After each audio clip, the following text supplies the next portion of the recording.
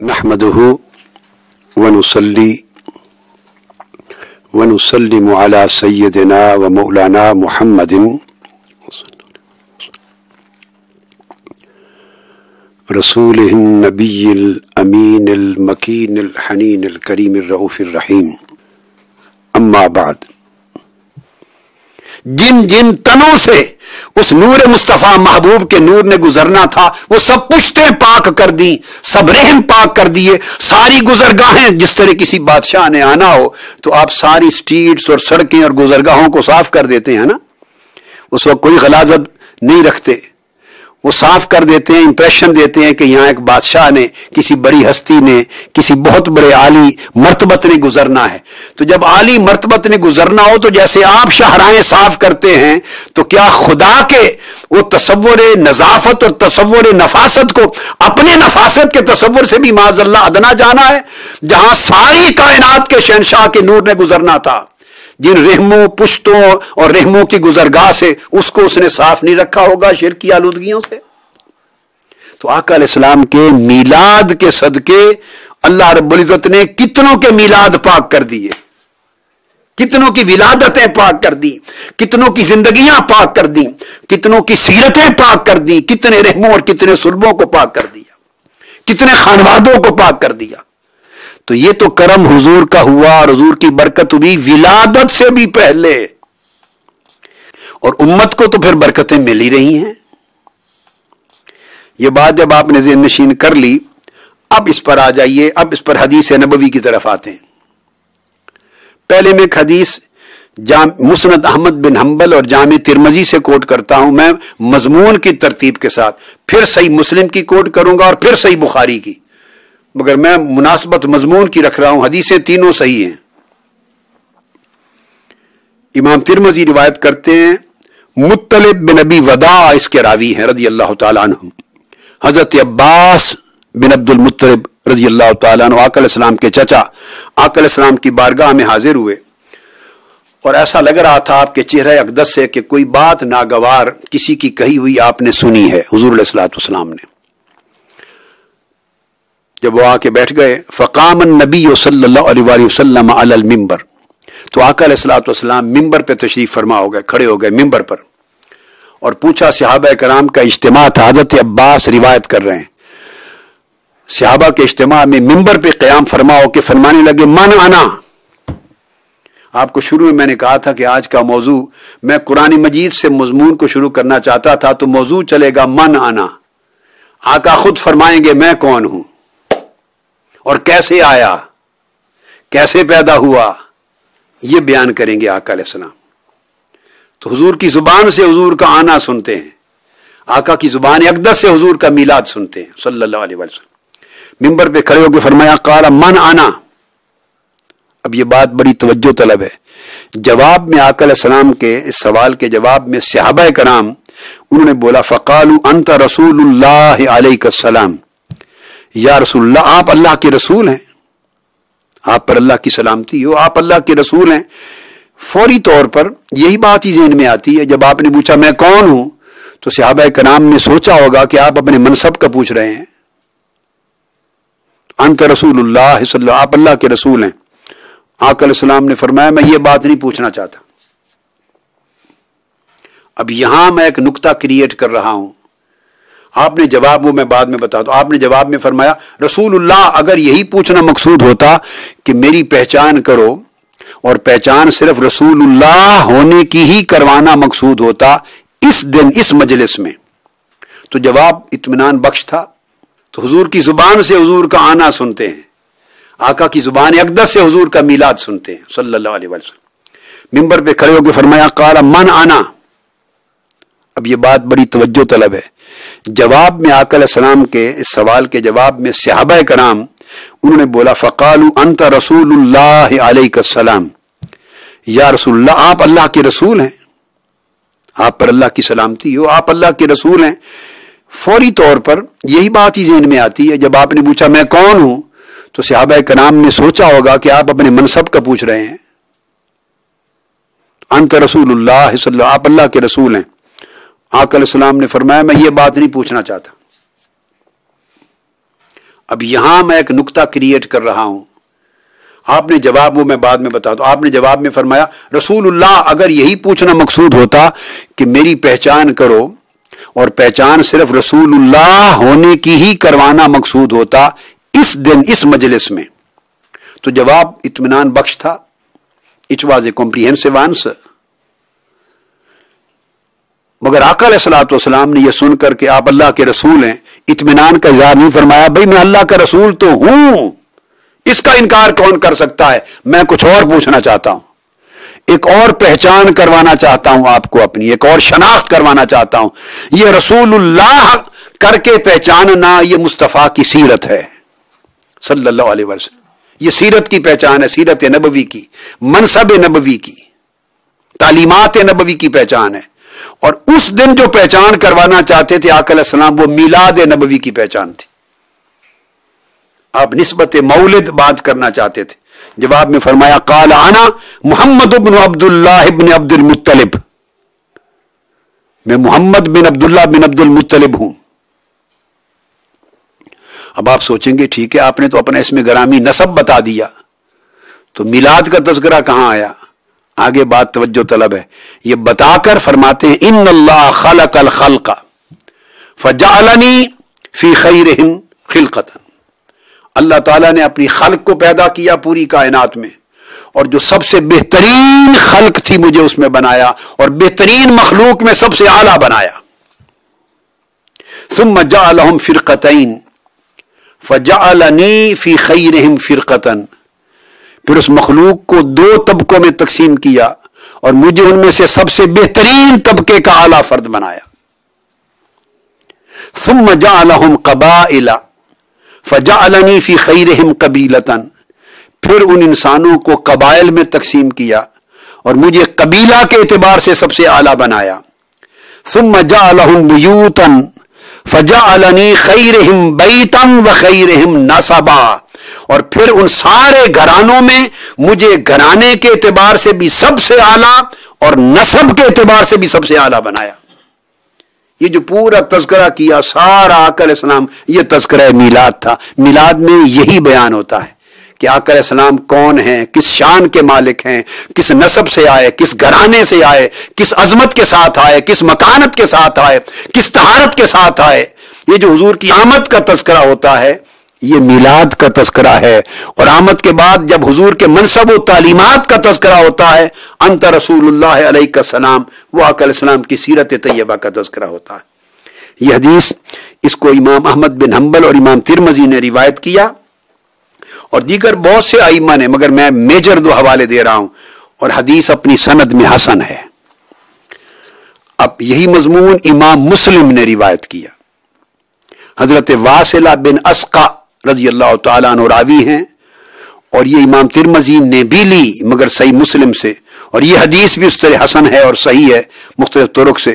فرماتے ہیں کہ آقا علیہ السلام نے فرمایا، مضمون اب بدلتا جائے گا، جگہ جگہ آپ نے اپنے مولد میلاد کا بیان کیا. فرمایا ان اللہ اصطفیٰ کنانۃ من ولد اسماعیل. پھر اللہ پاک نے اسماعیل کی اولاد میں سے کنانہ کو، اس طبقے کو چن لیا، اعلیٰ بنایا. پھر واصطفیٰ قریشن من کنانہ. پھر کنانہ کی نسل کو جو ذریت کا حصہ تھا اس میں قریش کو سب سے اعلیٰ بنایا. واصطفیٰ من قریشن بنی ہاشم.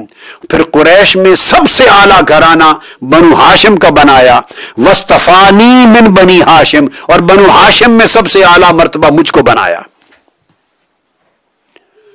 اب میں ایک کنکلوسیو ریمارکس 4-5 احادیث اکٹھی بیان کر کے آپ کو دوں گا. آپ ذرا مضمون کو ذہن نشین کرتے رہیے کہ آقا علیہ السلام اپنی شخصی، دیکھیے فضیلتیں مختلف قسموں کی ہوتی ہیں.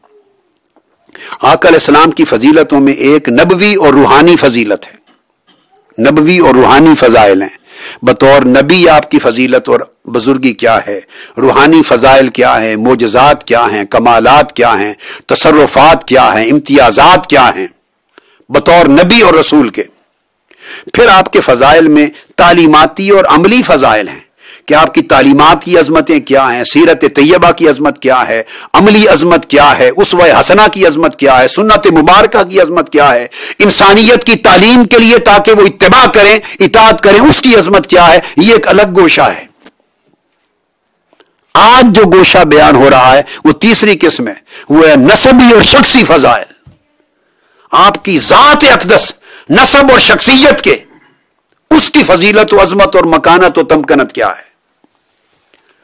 بعض احباب ہم میں سے ان کو یہ مغالطہ لائق ہوتا ہے کہ نبوت کا تذکرہ ہو سمجھتے ہیں یہ اسلامی ذکر ہے، سیرت کی بات ہو سمجھتے ہیں اسلامی ذکر ہے، نبوی تعلیمات ہو سمجھتے ہیں اسلامی ذکر ہے، مگر جب آقا علیہ السلام کی ذات اقدس کی شخصی فضیلتوں کا تذکرہ شروع ہو جائے، جو مضمون ہمیشہ نعت کا ہوتا ہے۔ یہ حدیث نبوی سے میں نعت سنا رہا ہوں ساری سورۃ نصر، اور یہ نعت آقا علیہ السلام نے پڑھی ہے اپنی نعت۔ پہلے تو آپ سنتے رہے نا حسان بن ثابت کی پڑھی ہوئی نعتیں، آج آقا علیہ السلام کی وہ نصری نعتیں ہیں جو حضور نے پڑھی اجتماع صحابہ میں۔ نعت کا موضوع کیا ہوتا ہے؟ بالعموم آپ کے شخصی فضائل، آپ کا حسن و جمال، آپ کا نسبی کمال، آپ کا قد و قامت، آپ کا حسن سراپا، آپ کی ذاتی عظمت، آپ کی طہارت، پھر آپ کے اخلاق، پھر آپ کی نزہت، پھر آپ کی نفاست، پھر آپ کی طبیعت، یہ سارے موضوعات جب کبھی گیسو کے، کبھی خاندان کے، کبھی بنو ہاشم کے، کبھی نور کے، کبھی ولادت کے جب تذکرے ہوتے ہیں، یہ سارے جو نعتیہ موضوعات ہیں یہی موضوعات میلاد کے ہوتے ہیں جو سال میں اس مہینے میں پڑھے جاتے ہیں۔ ہماری کنسیپچول کلیئرٹی نہیں رہی ہے، لوگوں نے دین کی تعلیمات کو گڈمڈ کر دیا ہے، جس کے حصے میں جو ٹکڑا آ گیا وہ سمجھتا ہے یہی دین کل ہے اور باقیوں کی نفی کر دیتا ہے۔ ہمارے ہاں دین کے اندر جزئیت پسندی وہ آ گئی ہے، جز کر دی ہے دین کے، جس کے پاس جو جز ہے سمجھتا ہے یہ کل دین ہے، باقی سارے اجزاء خارج از دین ہے، باقی بدعت ہو گئے، خارج از دین ہو گئے۔ بات یوں نہیں ہے، دین کا تصور کلیت میں لیا کرو، ٹوٹیلٹی میں لیں، سارے اجزاء کو یکجا کر کے لیں، حسن تب بنتا ہے۔ حسن کا معنی سارے اجزاء کو یکجا ایک جہت اور پرسپیکٹو میں لینے سے بنتا ہے۔ تو آقا علیہ الصلوۃ والسلام یہ جو میلاد کا تذکرہ شخصی ذاتی فضیلت کا آتا ہے، اس سے محبت پیدا ہوتی، اس سے آقا علیہ السلام کی طرف دل میں رغبت پیدا ہوتی ہے، شخصی طور پہ ایک انس کا تعلق ڈیولپ ہوتا ہے، دل کے اندر ایک بیتابی، ایک جذبہ، ایک گرمی، ایک تپش پیدا ہوتی ہے، اور جب تک یہ تپش نہ ہو، جذبے کی محبت نہ ہو، کوئی شے کارآمد نہیں ہوتی۔ وہ حضور علیہ الصلوۃ والسلام کی ذاتی عظمتوں کے ساتھ وہ جو عظمت کا تصور اجاگر ہوتا ہے، پھر محبت کا تصور اس سے پیدا ہوتا ہے، پھر قربت کا تصور پیدا ہوتا ہے، اس سے ادب اور تعظیم و تکریم کا تصور پیدا ہوتا ہے، یہ ایک گوشہ ہے ایمان کا۔ آگے پھر ہم سیرت کی طرف آئیں گے جہاں اطاعت کی بات آ جاتی۔ یہ صحیح مسلم کی حدیث تھی کہ آقا علیہ السلام نے مضمون بیان کیا اس طرح اپنا، یہ حدیث ہے صحیح۔ پھر یہی مضمون الگ الگ سند سے ہر امام نے لیے ہیں۔ امام بخاری میں لیا صحیح میں، ابو ہریرہ رضی اللہ تعالیٰ عنہ راوی ہے، آقا علیہ السلام نے فرمایا، جو صحیح بخاری کی روایت، فرمایا بعثت من خیر قرون بنی آدم قرنا فقرنا۔ اب یہ سند ہو گئی قرآن مجید کی اس آیت کی تفسیر میں، وہ جو فرمایا تھا ربنا وجعلنا من ذریتنا امتا مسلمتا لک، وہ جو ذریت میں ایک امت مسلمہ مانگی تھی، اب اس کا تذکرہ آ رہا ہے۔ آقا علیہ السلام اس کو کیٹیگوریکلی ایکسپلین کر رہے ہیں، فرما رہے ہیں کہ اللہ تعالیٰ نے مجھے نوع انسانی کی بہترین نسلوں میں سے کرنن فکرنن، نسلن فنسلن، بیتن فبیتن پیدا کیا۔ اب اس میں کوئی فضیلت ہے تو آقا علیہ السلام بیان کر رہے ہیں، اگر آپ اس کی اصل فضیلت کی اور ضرورت کا انکار کر دیں اور یہ سمجھنے لگے کہ یہ دین کے اندر اس کی اہمیت نہیں، تو معاذ اللہ یہ سارا کا سارا کلام استغفر اللہ کلام زائد، ایک فضول کلام بن جاتا ہے، اور رسول کی نسبت ایک زائد اور فضول کلام کو منسوب کرنا کفر ہے، اللہ کی طرف ایک زائد لغو کلام کو منسوب کرنا کفر ہے، کہ جس کلام کی اہمیت نہ ہو، دین میں افادیت نہ ہو، ضرورت نہ ہو، وہ کلام اللہ کرے یا اللہ کا رسول کرے۔ چونکہ یاد رکھیں رسول کی زبان اقدس سے نکلا ہوا ہر لفظ حق بھی ہے اور وہ دین بھی ہے، یہ معیار ہے دین کا، جو بات زبان مصطفیٰ سے نکل گئی وہی دین ہے، اور یہ شان کسی اور کو نصیب نہیں ہوتی سوائے پیکر نبوت کے. جو بات نکل جائے وہ دین ہے. جس ادا سے چل پڑے وہ دین ہے. جس ادا سے بیٹھ جائیں وہ دین ہے. بیٹھے ہوئے جس ادا سے کھڑے ہو جائیں وہی دین ہے. جس ادا سے مسکرا پڑیں وہ دین ہے. جس ادا سے کلام کریں وہ دین ہے. جس ادا سے کسی دوست دشمن کو ڈیل کریں وہ دین ہے. جس ادا سے کھائیں پیئیں وہ دین ہے. جس ادا سے سوئیں اٹھیں وہ دین ہے. کس کو حاصل ہے کائنات بشریت میں یہ مقام؟ یہ انسان کا مقام نہیں ہے. جو صادر ہو اس سے وہ دین ہے. یہ آقا علیہ السلام کو وہ مرتبہ نبی کو نصیب ہوتا ہے. تو زبان اقدس سے جب کھڑے ہو کر منبر پہ جب صحابہ کو خطاب کر کے بتا رہے ہیں تو اس کی اہمیت ہوگی کوئی دین میں. اس کی افادیت ہوگی, اس کا ایک درجہ ہوگا, اس کا ایک رتبہ ہوگا. یہ وہ رتبہ سیلیبریٹ ہوتا ہے میلاد کے مہینے میں اور نعت خوانی کے طور پر.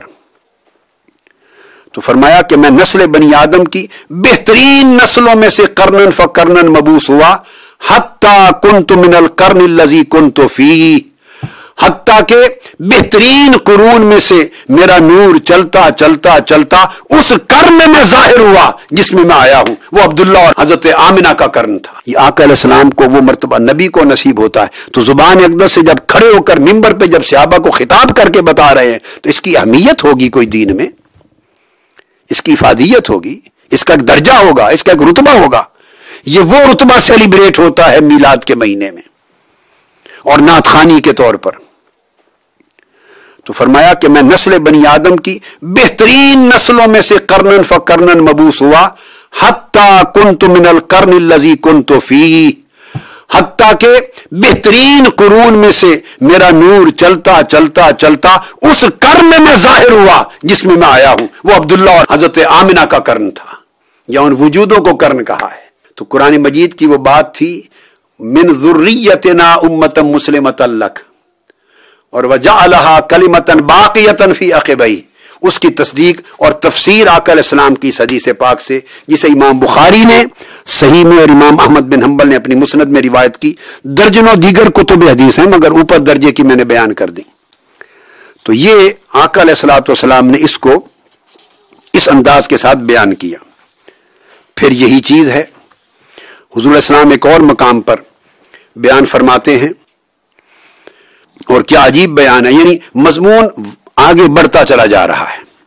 اس میں حضرت عبد المطلب بن ربیعہ بن الحارث بن عبد المطلب روایت کرتے ہیں, اور یہ حدیث امام احمد بن حنبل نے مسند میں, امام طبرانی نے, امام حاکم نے, امام ابن ابی شیبہ نے سب نے روایت کی, یا امام ترمذی نے, امام بزار نے سب روایت کی, اور اس کے سب رجال صحیح ہیں. آقا علیہ السلام نے فرمایا ایھا الناس من انا. پھر فرمایا, اب آپ دیکھیں الگ الگ مواقع ہیں جہاں آقا علیہ السلام اپنی سیرت طیبہ کا کبھی ذکر فرماتے, کبھی تعلیمات کا ذکر کرتے, کبھی اپنے میلاد کا ذکر کرتے, کبھی نبوی مناقب بیان کرتے, کبھی تعلیماتی مناقب بیان کرتے, کبھی عملی فضائل بیان کرتے, کبھی شخصی اور نسبی فضائل بیان کرتے. ان ساروں کو ایک کلیت میں رکھیں گے تو دین کا کامل تصور ہوگا. تو آقا علیہ السلام نے فرمایا لوگوں بتاؤ من انا, میں کون ہوں؟ قالوا انت رسول اللہ. صحابہ کرام نے پھر یا رسول آپ اللہ کے رسول ہیں. قال انا محمد بن عبداللہ بن عبد المطلب. اور صحابہ کرام کہتے ہیں ہم نے اس انداز کا کلام نہیں سنا تھا, اور آپ نے جواب دیا الا ان اللہ خلق خلقہ فجعلنی من خیر خلقہ. اب آپ دیکھیے کس طرح شخصی فضیلت پر, اپنی ذاتی شخصی فضیلت پر ایمفسائز کر رہے ہیں. ہمارے یہاں کنسپٹ اتنے عجیب ہو گئے کہ اگر ذاتی شخصی فضائل پر ایمفسائز کر دیں تو ایسے تصور بھی میں نے زندگی میں پڑھے ہیں اور سنے ہیں کہ کہتے ہیں یہ شخصیت پرستی ہے. دین میں شخصیت پرستی نہیں ہے. ہم نے سمجھا ہی کیا ہے دین کو؟ ارے حضور کی ذات کو شخصیت کہنا, جیسے آپ کی اور میری ذات کے لیے کوئی مبالغہ کر دے تو کہہ دینا کہ شخصیت پرستی ہے, یہ چیز حضور علیہ السلام کی ذات پاک کے لیے اپلائی کرنا, اس کا مطلب ہے منصب رسالت کو نہیں سمجھا. اب یہ آقا علیہ السلام کیا کر رہے ہیں؟ کیا ضرورت تھی ان موضوعات کو بیان کرنے کی؟ صرف تعلیم دیتے, سیرت دیتے, اخلاق بتاتے, نماز روزہ بتاتے, جہاد بتاتے, تقوی بتاتے, زہد و ورع بتاتے, یہ موضوع کیوں بیان فرمائے؟ ہے کوئی شخص جو ان کو معاذ اللہ خارج از دین کر دے؟ استغفراللہ العظیم. تو فرمایا کہ اللہ نے اپنی خلق بیان کی، فجعلنی من خیر خلقہ، اور اپنی ساری خلق میں مجھے سب سے افضل بنایا. اپنی ذاتی شخصی نسبی فضیلت کو بیان فرما رہے ہیں. ثم فرقهم فرقتین فجعلنی من خیر الفرقتین، پھر ساری خلق دو فرقوں میں طبقوں میں بنائی، مجھے سب سے اعلیٰ میں تقسیم کیا. آگے پھر وہی مضمون ہے جو میں پہلے حدیث میں بیان کر چکا ہوں، صحیح مسلم میں اور صحیح جامع ترمذی میں. اور پھر الفاظ پھر آگے فرمایا انا خیرکم بیتا و خیرکم نفسا. اینڈ پر فرماتے ہیں میں اپنے گھرانے کے اعتبار سے بھی دنیا میں سب سے اعلیٰ، اور اپنی شخصیت اور ذات کے اعتبار سے بھی دنیا میں سب سے اعلیٰ. اب ایک اور مضمون ہے جو حضرت عبداللہ ابن عباس رضی اللہ تعالیٰ عنہ روایت کرتے ہیں. اس میں آقا علیہ السلام نے اپنا نسب اور اپنی ولادت مبارکہ اس کو قرآن سے اخذ کر کے بتایا. یہ آقا علیہ السلام بیان فرما رہے ہیں. اب یہ کوئی میرا یا ہمارا انداز نہیں ہے کہ کہیں کہ بہت ایمفسائز کرتے ہیں آقا علیہ السلام کی شان پر، آقا علیہ السلام کی شان پر. یہ ہماری بات نہیں ہے. یہ آقا علیہ السلام اپنی ذاتی عظمت و فضیلت کو، نسبی فضیلت کو قرآن سے ڈرائیو کر کے امت کو سمجھا رہے ہیں. یہ دین ہے، اصل دین ہے. آقا علیہ السلام نے فرمایا ان اللہ تعالی قسم الخلق قسمین فجعلنی فی خیرہما قسما فذلك قوله اصحاب الیمین واصحاب الشمال فانا من اصحاب الیمین وانا من خیر اصحاب الیمین. اب سورہ الواقعہ کی آیت سے نکالا. فرمایا کہ اللہ تعالیٰ نے اپنی مخلوق کی دو قسمیں بنائیں، ایک دائیں ہاتھ والے، ایک بائیں ہاتھ والے، اعلیٰ اور ادنا، نیک و بد، تو اچھے اور برے. تو فرمایا وہ جو اچھے ہوئے اصحاب الیمین، ان اچھوں میں سب سے اچھا مجھے بنایا. اب اس طرح آقا کی ذاتی عظمت و فضیلت کو بیان کرنا سنت رسول ہوئی صلی اللہ علیہ وسلم. بعض ذہنوں میں خیال آتا ہے ان باتوں سے کیا باقی دین کی کیا تعلیم ملی، باقی تعلیمات کا کیا ملا. یہ تو مجھے نہیں پتا کہ کچھ اور ملا یہ نہیں ملا. جس کو یہ سوال کرنا ہو وہ آقا علیہ السلام سے ڈائریکٹلی جا کے کر لے کہ آپ نے سٹیجوں پر کھڑے ہو کر یہ امت کو یہ اپنے مضامین کیا کون سے مضامین ہیں جو بیان فرمائے. میں سمجھانا یہ چاہتا ہوں کہ یہ سوچ ہی غلط ہے. بھائی جس طرح وہ دین ہے، نماز، روزہ، حج، زکوٰۃ، جس طرح اخلاق دین ہے، عبادات کی تعلیمات دین ہے، معاملات دین ہے، سیرت اور اتباع اور اطاعت کے پہلو دین ہے، جس طرح ساری تعلیمات دین کا حصہ ہیں اور ان کا دین ہونے کا انکار کوئی نہیں کر سکتا. لیکن یاد رکھ لیے یہ سارا دین جس ذات کے سبب سے ملا ہے اس ذات کی عظمت کو ماننا پہلے وہ دین ہے.